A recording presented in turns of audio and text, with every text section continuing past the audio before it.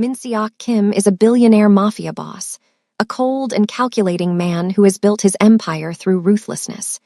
He is a man who has rejected everyone, believing that power, money, and control are all that matter. Within the first few moments, the high-paced world of Min-seok comes crashing down. His step-siblings, Tae-ho and Yoon-jae Park, have orchestrated a plan to sabotage his car, causing a ghastly accident. This triggers a save-the-cat moment as Min-seok is left in a vulnerable state, suffering from amnesia and completely dependent on a stranger, Aaliyah Carter, a compassionate black nurse who finds him lying injured and homeless, her flashlight beam cutting through the rain, landing on Min-seok's unconscious face. She looks horrified but determined. This starts a journey of healing, and the mastermind behind Min-seok Kim's ghastly accident. Hello, family. Welcome to Afro Soul Mafia Stories.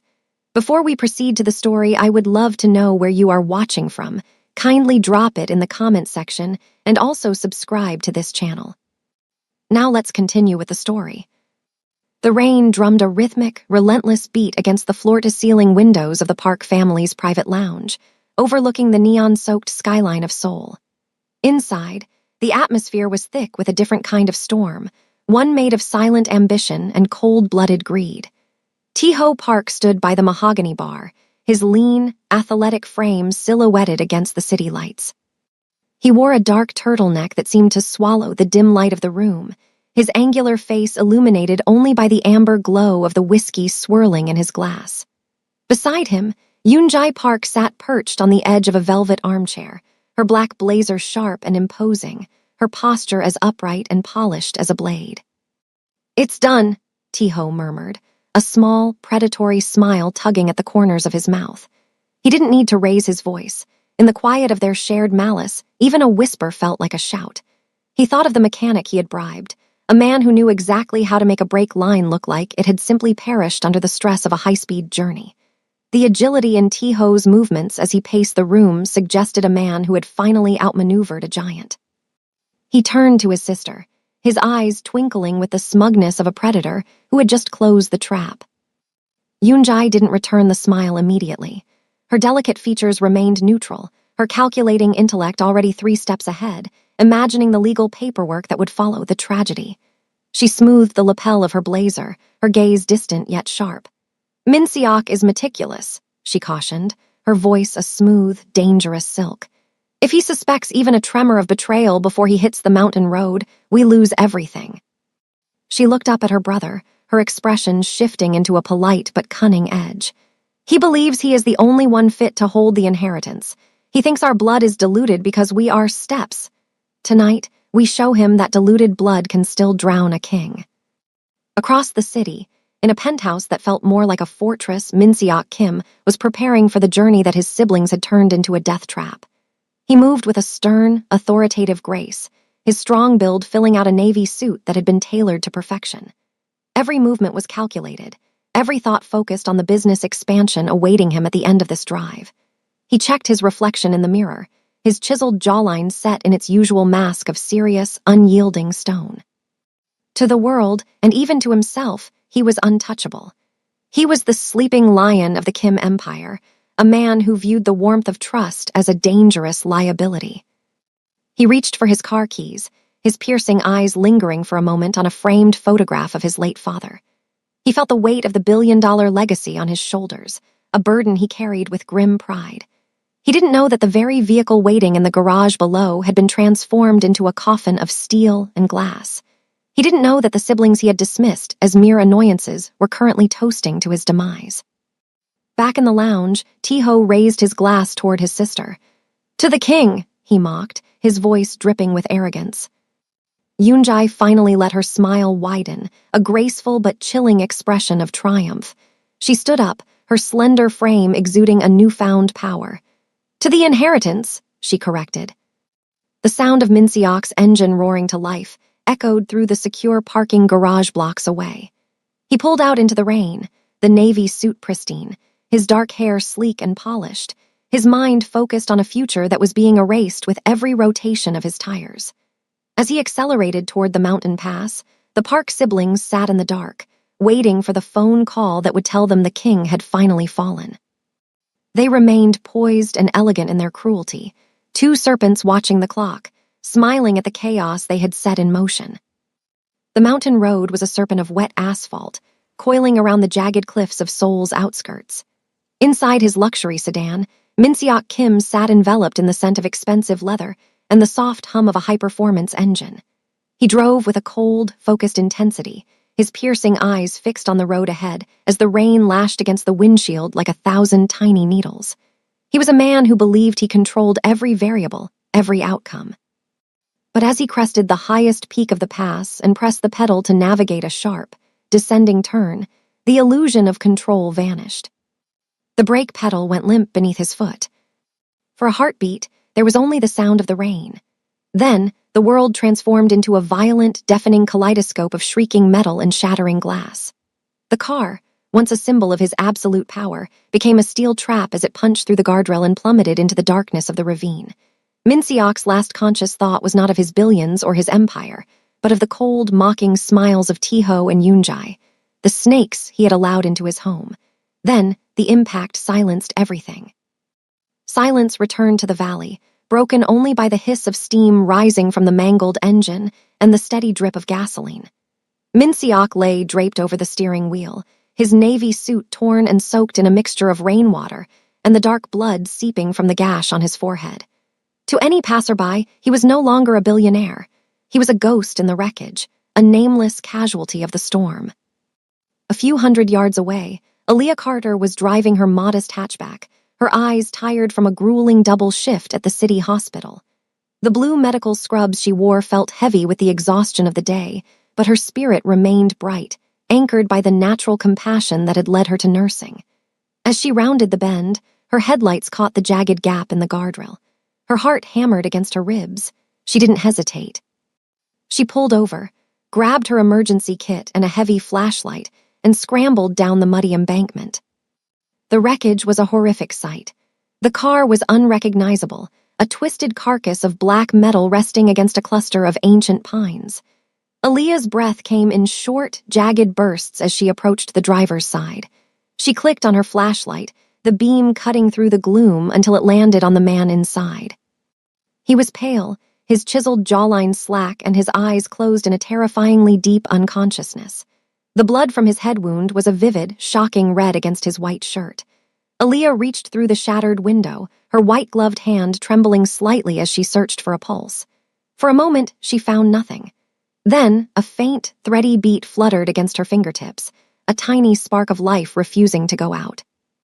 "Stay with me," she whispered, her voice a soft, steady anchor in the dark.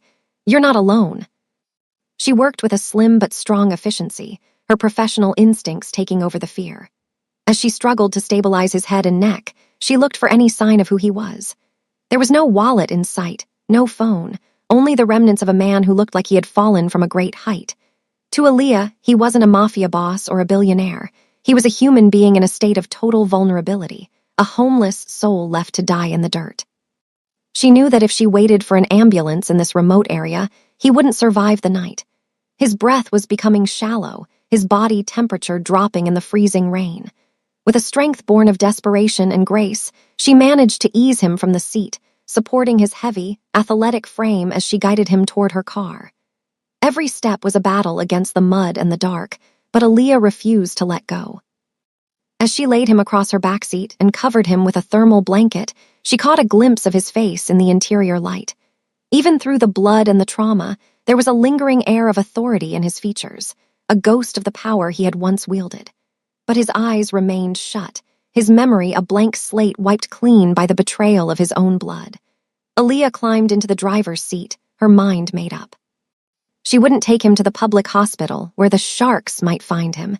She would take him home. She would be the one to heal the man the world had tried to erase.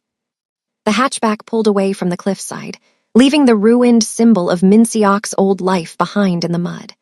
As the rain continued to fall, the billionaire was gone, and the sleeping lion began his long, quiet journey into the care of a woman whose kindness he had never imagined possible. The transition from the cold, violent darkness of the ravine to the soft, amber glow of Aaliyah's guest room was a journey across two different worlds. When Min-seok finally drifted back toward consciousness, It wasn't the roar of an engine or the scream of twisting metal that greeted him, but the faint, rhythmic ticking of a wall clock and the scent of lavender and antiseptic. He lay perfectly still for a long time, his body feeling heavy, as if it were made of lead. His athletic frame, usually taut with the tension of a man who commanded an empire, was now deeply embedded in the softness of a worn mattress. He slowly opened his eyes, but the authority that usually burned in his piercing gaze was gone, replaced by a haunting, vacant glassiness. He stared at the ceiling, tracing the faint patterns in the plaster, waiting for a name, a face, or a memory to surface. Nothing came. It was as if a thick, impenetrable fog had rolled over his mind, erasing every trace of the man who had once been the king of Seoul's underworld. "You're awake," a soft, steady voice murmured from the bedside. Min Seok's head turned slowly, his movement hindered by the thick bandages wrapped around his forehead. He saw a woman sitting in a wooden chair nearby, her slim but capable form silhouetted against the morning light filtering through the curtains. Aaliyah Carter watched him with an expression of profound relief, her gentle facial features illuminated by a warmth that Min Seok couldn't comprehend. She had traded her blue medical scrubs for a simple sweater, but the stethoscope still peeked out from her bag on the table, a reminder of the profession that had led her to him. "Where?" Min Seok started, his voice a dry, raspy ghost of the commanding tone he once possessed. He tried to sit up, but a sharp spike of pain shot through his temple, forcing him back against the pillows. "Easy," Aaliyah said, moving quickly to his side. She placed a gentle, cool hand on his shoulder, a touch that felt alien yet strangely grounding to him. "You're safe. You were in a very bad accident. I found you by the mountain pass and brought you here. I'm Aaliyah, I'm a nurse." Min Seok looked at her, his dark, wavy hair falling over the edge of his bandages. He searched her eyes for a sign of recognition, for a hint of who he was supposed to be to her, but he found only compassion. "Who am I?" he whispered, the question hanging heavy in the quiet room. Aaliyah felt a pang of deep sorrow for the man before her. Even in this broken state, his chiseled jawline and the sharp cast of his features spoke of a life of high status, yet he was now as vulnerable as a child. "I don't know," she admitted softly. "I couldn't find any identification at the crash site. No phone, no wallet. For now, you're just my guest." He closed his eyes, a flicker of fear crossing his stern face. In the void where his memory should have been, there was only a terrifying silence. He didn't remember the billion-dollar inheritance, the Navy suits, or the cold-blooded betrayal of Taeho and Yoonjae. He didn't remember that he was a man feared by thousands. To himself, he was a nameless shadow, a blank slate. "Do you remember anything at all?" Aaliyah asked, her voice a soothing anchor in the midst of his internal storm. "A name, a place, a face." Min Seok struggled, his brow furrowing as he tried to pierce the fog.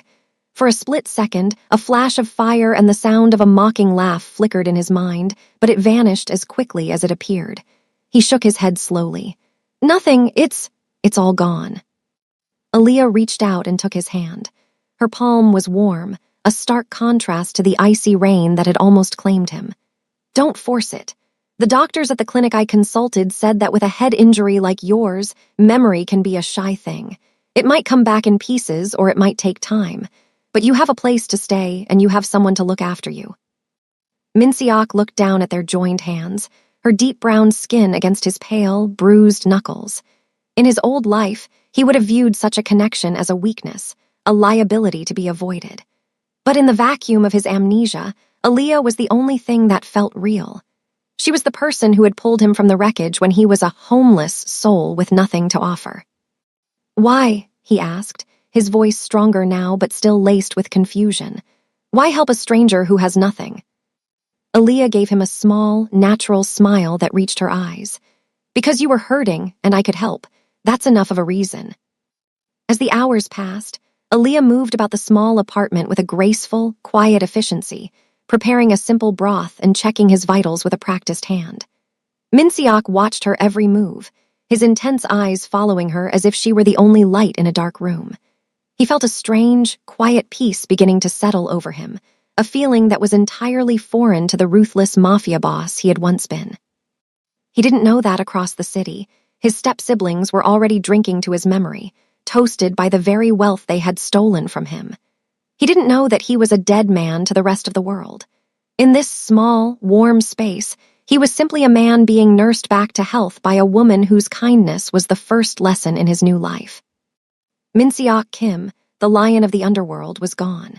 In his place was a nameless guest, leaning on the strength of a nurse who had saved his life, not for his money or his power, but simply because his heart was still beating. He drifted back to sleep that evening, not to the dreams of conquest and blood that usually haunted him, but to the steady, comforting sound of Aaliyah humming a soft melody in the kitchen, his only anchor in a world he no longer knew.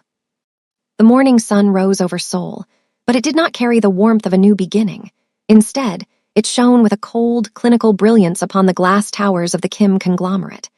Inside the executive boardroom, the air was sterile and heavy with the scent of expensive cologne and old money. Tae-ho Park stood at the head of the long obsidian table, his dark turtleneck replaced by a sharp, slate-gray suit that signaled his transition from the shadows to the spotlight. He moved with a restless, lean energy, his fingers tapping rhythmically on the leather surface of an empty chair, the seat that had, until 48 hours ago, belonged to Min-seok Kim. Beside him, Yoon-jae Park was the picture of poised, calculating elegance. Her black blazer was buttoned tight, her shoulder-length hair falling in a sleek, perfect line that framed a face of practiced mourning. She held a stack of legal documents with a steady hand, her delicate features settled into a mask of solemnity that hid the triumphant fire burning in her eyes. To the bank of lawyers and board members gathered before them, they were the grieving survivors of a tragic mountain accident. To each other, they were the architects of a new world order. "The search teams have concluded their second sweep of the ravine," Tae-ho announced, his voice carrying a practiced tremor of sorrow that didn't quite reach his twinkling, mischievous eyes. "Given the severity of the crash and the rising waters of the river below, they have officially declared that there is no possibility of survival. My brother, the chairman, is gone." A heavy silence followed, a vacuum that Yoon-jae was quick to fill with the cold iron of her resolve. She stepped forward, the grace of her movements hiding the predatory instinct beneath. "In accordance with our father's contingency trust and the absence of a direct heir, the responsibility of the Kim legacy now falls to us. We cannot allow the empire Min-seok built to falter in his absence. We are here to ensure a seamless transition of power." As the lawyers began to circulate the final inheritance papers, Tae-ho leaned back, his fit, lean build relaxing into the high-backed leather throne. He watched the pens hit the paper, each signature a nail in the coffin of his stepbrother's memory. He felt a surge of arrogant adrenaline. For years, he had lived in the shadow of Min-seok's athletic, commanding presence, dismissed as the lesser sibling. Now, with a few drops of ink, he had inherited the crown he didn't have the strength to earn, but had the cunning to steal. The siblings didn't wait for the ink to dry before they began the systematic dismantling of Min-seok's inner circle. Loyalists were reassigned to remote provincial offices. Personal assets were liquidated into private offshore accounts. They moved with a ruthless efficiency that would have almost made Min-seok proud had he been there to witness his own erasure. By noon, the digital displays in the lobby had already been updated, the name Min-seok Kim replaced by a generic corporate logo, a ghost being exorcised from his own machine. Later that evening, the siblings retreated to Min-seok's private penthouse, a place they had once been forbidden to enter without an invitation. Tae-ho threw himself onto the designer's sofa, kicking his feet up on a marble coffee table that cost more than a common worker's yearly salary. He uncorked a bottle of vintage cognac from Min-seok's private collection, the amber liquid catching the light as he poured 2 generous glasses. He was so certain of his invincibility, Tae-ho mocked, his voice echoing in the vast, empty space. He raised his glass toward the panoramic view of the city, a view that now belonged entirely to him. "He died in the mud like a dog while we drink his finest reserve in his own sky. It's almost poetic, isn't it, Yoon-jae?" Yoon-jae walked to the window, her reflection ghost-like against the glass. She didn't share her brother's loud bravado. Her triumph was quieter, deeper. She thought of the ghastly accident they had orchestrated and felt no sting of conscience. In her mind, power was not a birthright. It was a prize for the most patient hunter. She turned back to the room, her upright posture exuding a cold authority that seemed to fill the vacuum Minciok had left behind. "The world has a short memory, brother," she said, her voice a sharp, polished blade. "By next week, the name Minciok Kim will be a footnote in a financial report. We have the inheritance. We have the title. He is at the bottom of a ravine, and we are on top of the world." They clinked their glasses together, the sound sharp and final in the quiet penthouse. They laughed, a sound of pure, unadulterated greed that celebrated the death of a king. They were so consumed by the brilliance of their own stolen crown that they couldn't see the flicker of a distant light in a small apartment across the city. They truly believed that the man they had betrayed was gone, his memory buried under layers of steel and mountain dirt. They didn't know that while they were toasting to a dead man, the sleeping lion was breathing in the scent of lavender and antiseptic, his broken body being mended by a woman they would never have deigned to notice. The Park siblings had stolen the crown, but they had forgotten one fundamental truth about the man they called brother. Minciok Kim had never lost a war, and he had never left a betrayal unpaid. As they drank to their victory, the clock was already ticking toward the day the ghost would return to reclaim what was his. The weeks that followed passed in a blurred sequence of sunrise and shadow, as the man who had once ruled through fear learned to exist through grace. In the quiet confines of Aaliyah's modest apartment, Minciok's recovery was not just a mending of bone and skin, but a slow dismantling of a soul he no longer remembered possessing. The stern, serious mask that had defined his life as a mafia boss began to soften, the chiseled lines of his jaw relaxing as the constant threat of betrayal was replaced by the simple, rhythmic hum of domestic life.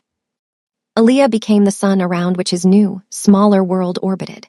She moved through the rooms with a slim, capable strength, her blue scrubs often exchanged for soft, oversized sweaters after her long shifts at the hospital.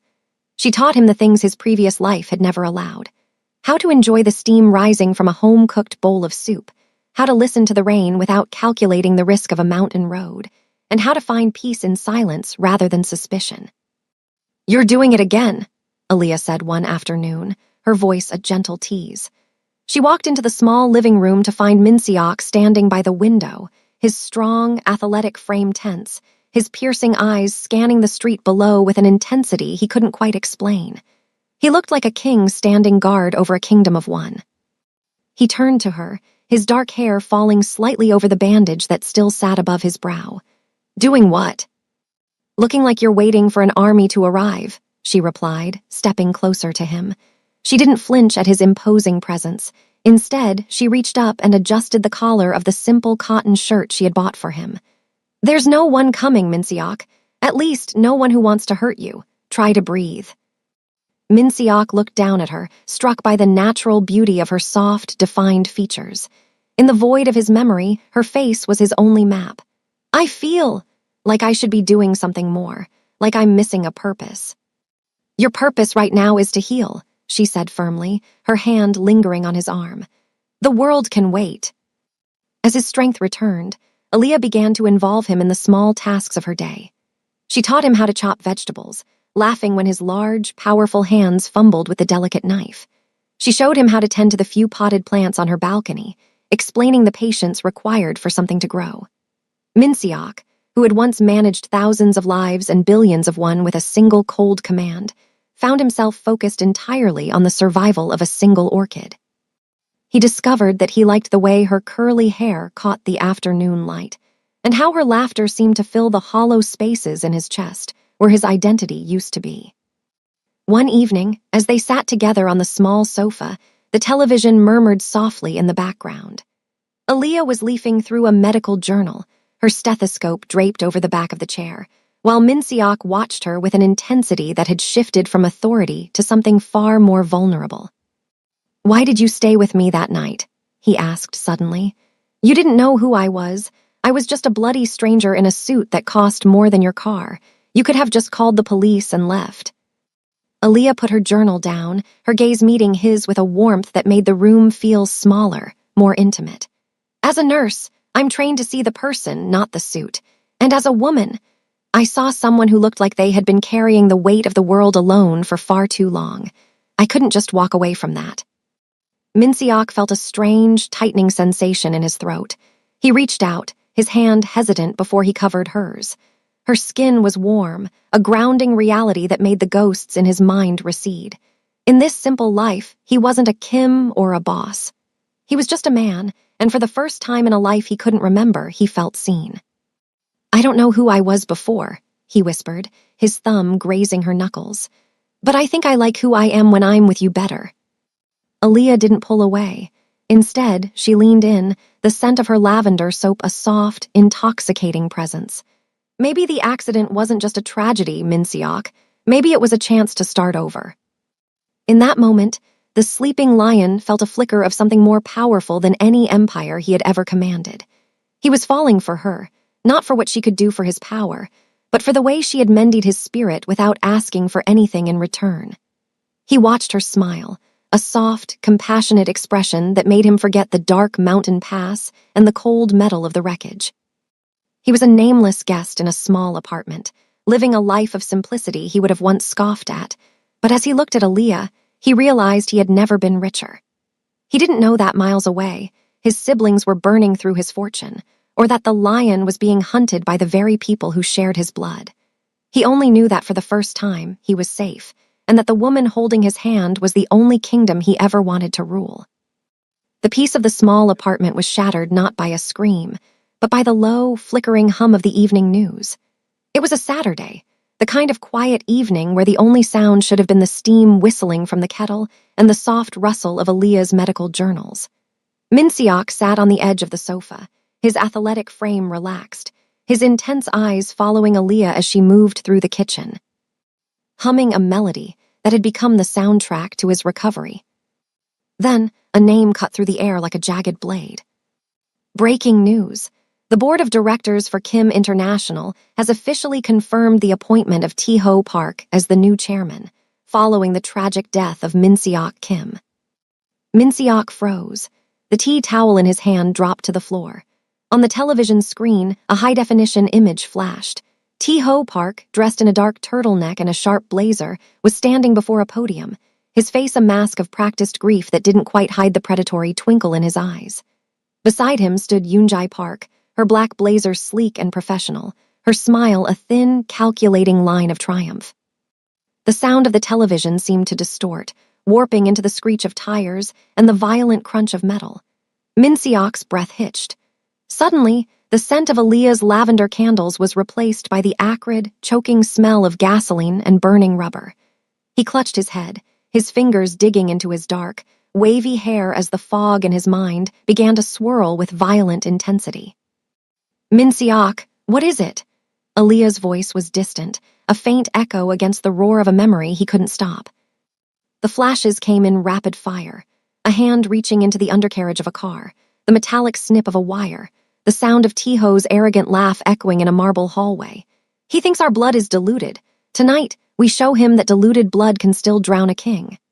Minsiok's eyes flew open, their vacant glassiness replaced by a terrifying, piercing clarity. He wasn't just a guest. He wasn't just a man who liked orchids and quiet mornings. He was a lion who had been hunted by his own pride. He saw the face of the mechanic he had once trusted, the ledger of his billion-dollar empire, and the cold, unyielding weight of the navy suit he had worn on the night the world ended. "Minsiok, look at me." Aaliyah was in front of him now, her slim, strong hands gripping his shoulders, her face full of the compassionate concern that had first saved him. He looked at her, but for the first time he didn't see just his savior. He saw the contrast between her world and the one he had left behind. The intensity in his gaze was so sharp, so authoritative, that Aaliyah instinctively took a half-step back. The sleeping lion wasn't just stirring, he was clawing his way back to the surface. "Tae-ho," Minsiok rasped, the name tasting like ash and iron on his tongue. His chiseled jaw was set in a stern, serious line that looked as if it had been carved from stone. "Yoonjae." "You remember," Aaliyah whispered, her heart hammering against her ribs. She saw the shift in his posture, the way his shoulders squared and his presence seemed to grow until he filled the small room with an air of lethal authority. The man who had fumbled with a vegetable knife was gone, replaced by someone who looked like he could dismantle a city with a single word. Minsiok stood up, his movement fluid and powerful. He looked at the television, where his step-siblings were now toasting to their new era with vintage champagne. The betrayal burned in his chest, a cold, white-hot fire that scorched away the peace he had found in Aaliyah's arms. "They did this," he said, his voice dropping to a low, dangerous vibration. "They didn't just want the money, they wanted me dead." He turned to Aaliyah, and for a moment, the hardness in his eyes wavered.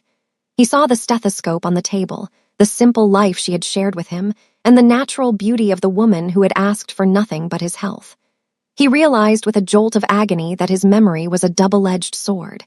It gave him back his power, but it threatened to steal the only peace he had ever known. "Aaliyah," he started, his voice cracking. "I know who you are now," she said softly, her eyes searching his. She had seen the news too. She knew the face of the man on the screen. "You're him, the one they call the boss."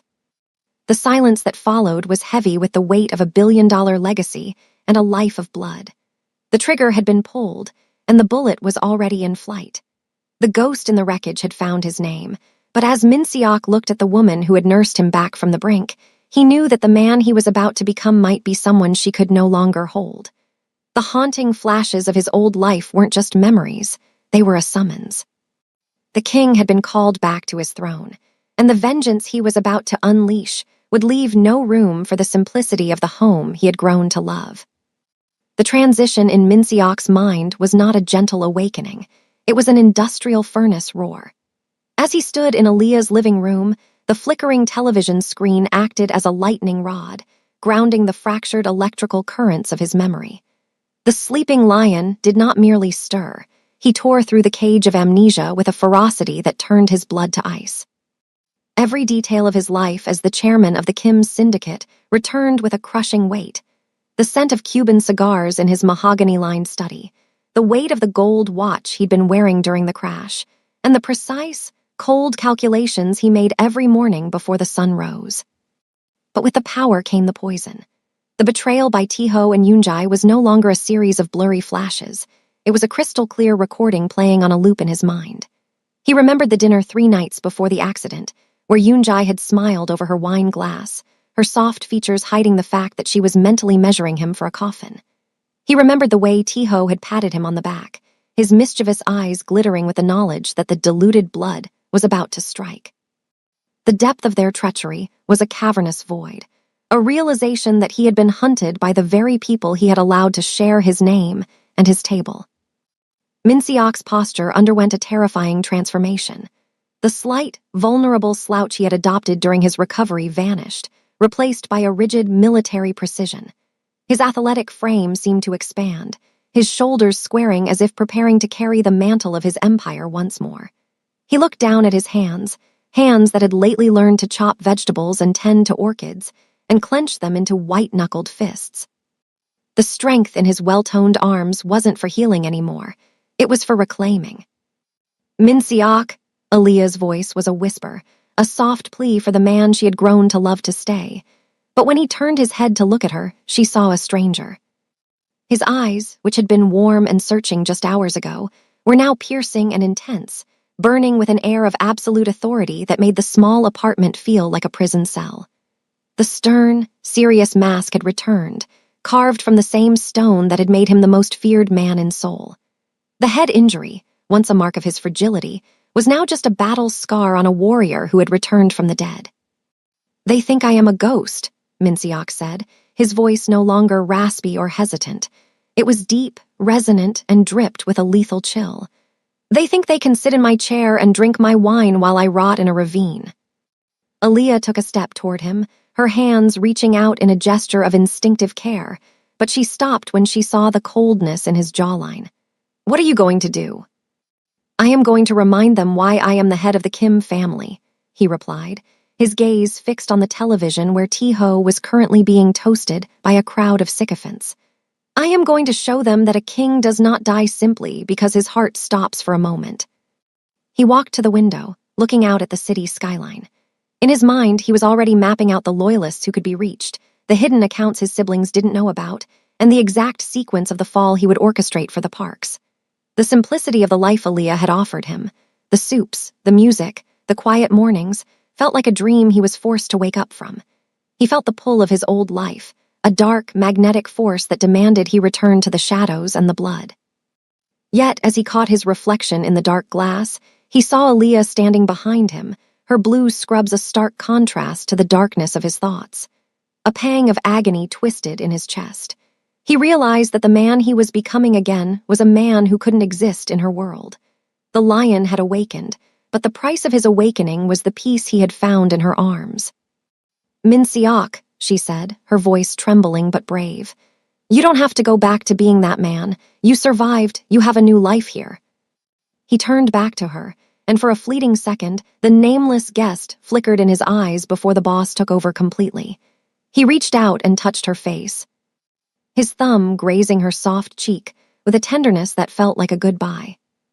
"They tried to kill me, Aaliyah," he said, his voice a low, dangerous vibration. "If I don't go back, they will never stop, and if they ever find out you saved me, they will come for you too." The realization hit him like a physical blow. His survival wasn't just a miracle, it was a threat to her safety. As long as T-Ho and Yoonjae sat on his throne, Aaliyah Carter was a target.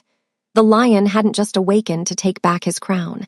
He had awakened to protect the only person who had ever treated him like a human being rather than a transaction. He pulled his hand away, the authoritative mask locking into place. The faithful day had arrived, and with it, the end of his innocence. He wasn't the broken man from the wreckage anymore. He was Min-Seok Kim, and the world was about to find out that the grave couldn't hold him. He looked at the door, then back at Aaliyah, the fire of vengeance and the weight of his legacy finally consuming the quiet life they had shared. The hunt had begun. The transition from the warmth of Aaliyah's small apartment to the cold, glass and steel shadows of Seoul's financial district required a calculated precision that only a man of Min-Seok's background could muster. He sat at the small kitchen table, the light of a single amber lamp illuminating the sharp, chiseled lines of his jaw. He was no longer the wandering ghost. He was a commander preparing for an asymmetric strike. To re-enter his world undetected, he needed to bypass the high-tech biometric surveillance and the newly hired loyalists now patrolling the Kim Towers. He needed a phantom's entrance, and for that, he needed Aaliyah. Aaliyah stood across from him, her medical bag open on the counter. She watched him with a mixture of trepidation and unwavering loyalty. To the world, she was just a nurse in blue scrubs, an invisible part of the city's working class who moved through secure buildings without a second glance. To Min-Seok, she was his Trojan horse. "The executive gala is being held at the Grand Orchid Plaza to celebrate the merger," Min-Seok said, his voice a low, dangerous vibration that commanded the room. "T-Ho and Yoonjae have doubled the security, but they expect a frontal assault from a rival family. They don't expect a medical emergency from within." He laid out a blueprint of the plaza, drawn entirely from memory, on a paper napkin.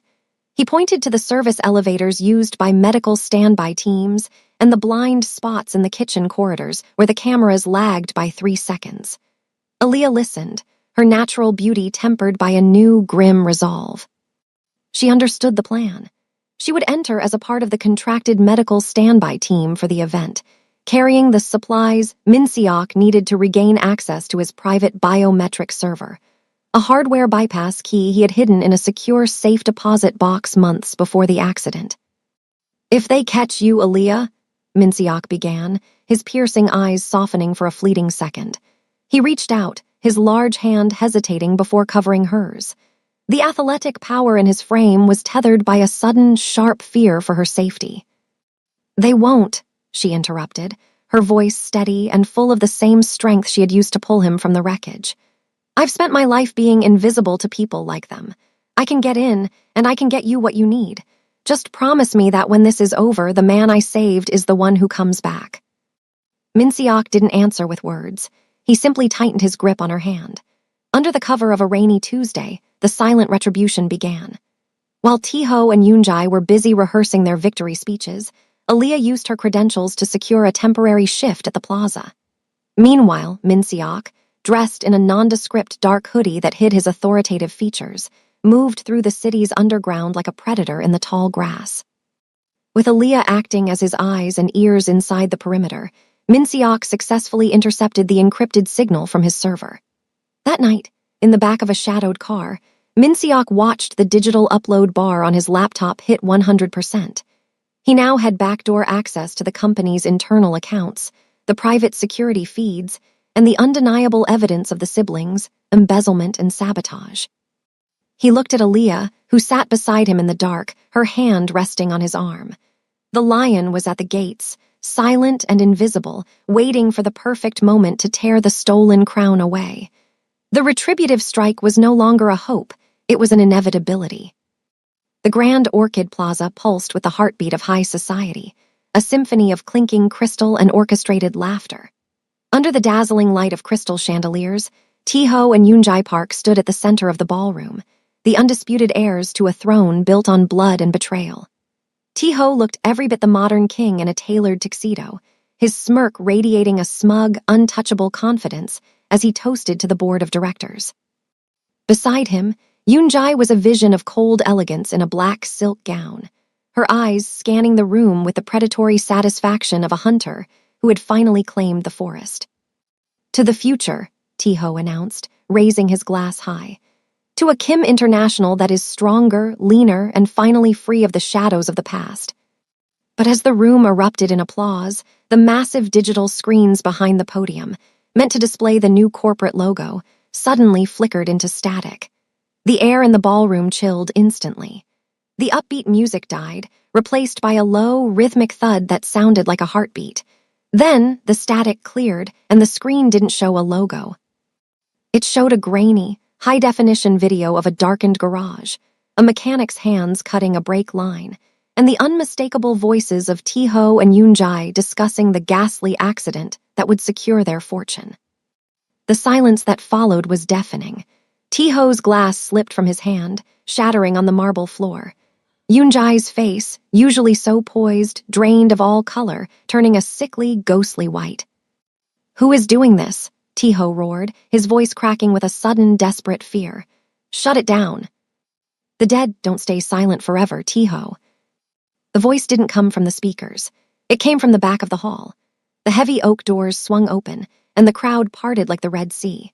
Walking down the center aisle was a man the world had mourned for weeks. Minsiok Kim moved with a terrifying, athletic grace, his strong build filling out a charcoal suit that seemed to radiate authority. The scar on his forehead was a jagged badge of survival, and his piercing eyes were locked on his siblings with a lethal, focused intensity. He didn't look like a victim. He looked like a god of retribution. "Minsiok," Yoonjae whispered, her hand trembling as she reached for the podium to steady herself. It's impossible."